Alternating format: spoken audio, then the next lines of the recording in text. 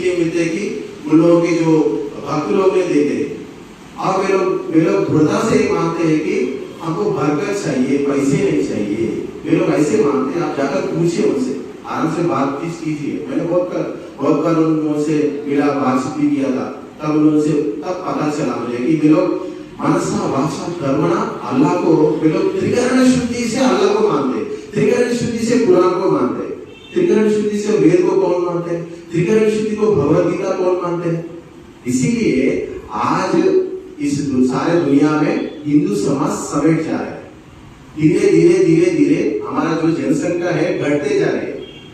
Government भी आंकड़ा बहुत ज्यादा दिखाई दे रहे, क्योंकि उतना नहीं है। 80 करोड़ 90 करोड़ बोला, ऐसे उतना नहीं है। लगभग हो सकता है 70 करोड़ 60 करोड़। उसमें वेद को मानने वाला कितने मिलेगा आपको?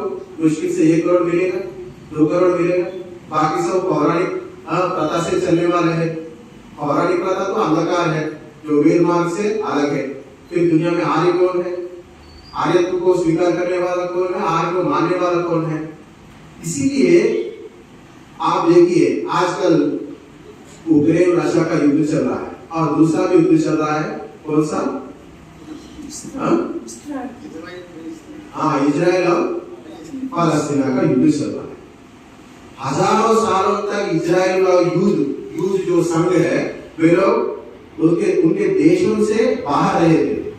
बहुत दिनों तक, हजार सालों दिनों तक उनको अपना देश नहीं मिला, अपना जमीन नहीं मिला। बहुत लड़े, बहुत युद्ध किए, आकर में अपना देश का हासिल किया। हासिल करने के बाद वे लोग क्या किया? खाली नहीं बैठे। उन लोगों का एक भाषा रहता है कि इब्रू भाषा। इब्रू भाषा को उन्होंने कब विकसित किया? हजारों सालों के बाद सभी लोगों को हिब्रू पढ़ा है। हिब्रू भाषा को विकसित किया, हिब्रू का साहित्य बनाया हजारों सालों के बाद। करोड़ों लाखों सालों से पहले का हमारा ये जो वैदिक साहित्य का इतिहास है। रामायण होके 8 लाख 50 साल पुराना इतिहास है रामायण का इतिहास। इतने सालों का इतिहास हमारा है, इतने सालों का इतिहास संस्कृत का है। आज संस्कृत कौन पढ़ता है? कौन पढ़ना चाहता है? कौन अपने बच्चों को संस्कृत पढ़ाना चाहता है? यूथ लोग अपने बच्चों को क्यों संस्कृत पढ़ाना चाहते हैं? क्योंकि भाषा हमारी संस्कृति को बना के रखता है।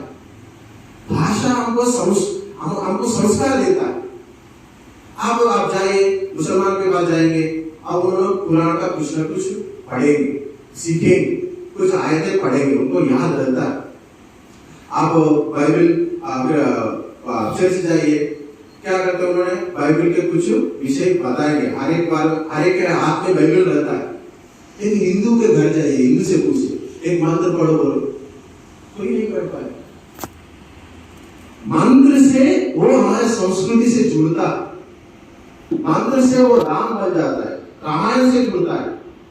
जब तक मंत्र नहीं सिखाएंगे, मंत्र नहीं पढ़ेंगे, वो हमारे संस्कृति से कैसे जुड़ेंगे? दिन भर 8 घंटे 9 घंटे सुबह से शाम तक इंग्लिश रटते बैठे हैं, तो उनके अंदर अंग्रेजी का संस्कार आएंगे, अंग्रेजी की ओर उनका खींचा होगा, हमारे संस्कृति की ओर खींचा नहीं होगा। हम बहुत हिंदू लोगों के घर में जाकर हवन करते हैं, उनका बच्चे ऐसे देखते हैं उनको, कौन लोग ये, कैसे आए, कहाँ से आए ये लोग, कब जाएंगे, कब निकल जाएंगे ये लोग, अरे क्या आदमी है। उन लोग का मुंह ऐसा मासूम चेहरा रहता है, कुछ हमें अच्छा नहीं लगता। बिल्कुल संस्कार नहीं है, संस्कार शून्य हमारे बच्चे बनते जा रहे। आज के आने समाज में कितने बच्चे हैं? आप सब बड़े लोग हैं, बुजुर्ग लोग हैं, युवा भी नहीं है, और तो बुजुर्ग लोग बैठे हैं। मतलब आज समाज में बुजुर्ग बनते जा रहे हैं, हमारे लोग भी बुजुर्ग लोग बन गए। इसीलिए हम अपने संतानों को जोड़ना है हमारे संस्कृति से, हमारे विरासत से। आज दिन राम की कथा सुनाए, राम के बारे सुनाए, राम क्या किया, राम कैसे जिए। पिताजी के जो प्रतिज्ञा के पालन करने के लिए राज को भी छोड़ दिया, मामूली बात थोड़ी है। वो आप मुसलमानों का इतिहास देखिए, शाहजहां को मरवा दिया औरंगजेब ने, मारकर उन्होंने राज किया। उन लोगों का इतिहास ऐसा है, हमारा इतिहास ऐसा नहीं। हम पैसे के लिए लालच वाले नहीं है, हम धर्म के लिए लालायित है, सत्य के लिए लालायित है, क्योंकि सत्य शाश्वत है, धर्म शाश्वत है। इसीलिए राम ने सत्य के पीछे पीछे पड़ा है, धर्म के पीछे पड़ा है। न राज्यम न जानकी, मतलब मुझे ना राज्य से पसंद नहीं है, ना सीता भी पसंद नहीं है, मुझे सत्य से प्रेम है, मुझे धर्म से प्रेम है। श्री राम कहता है ऐसे लोग बनना चाहिए।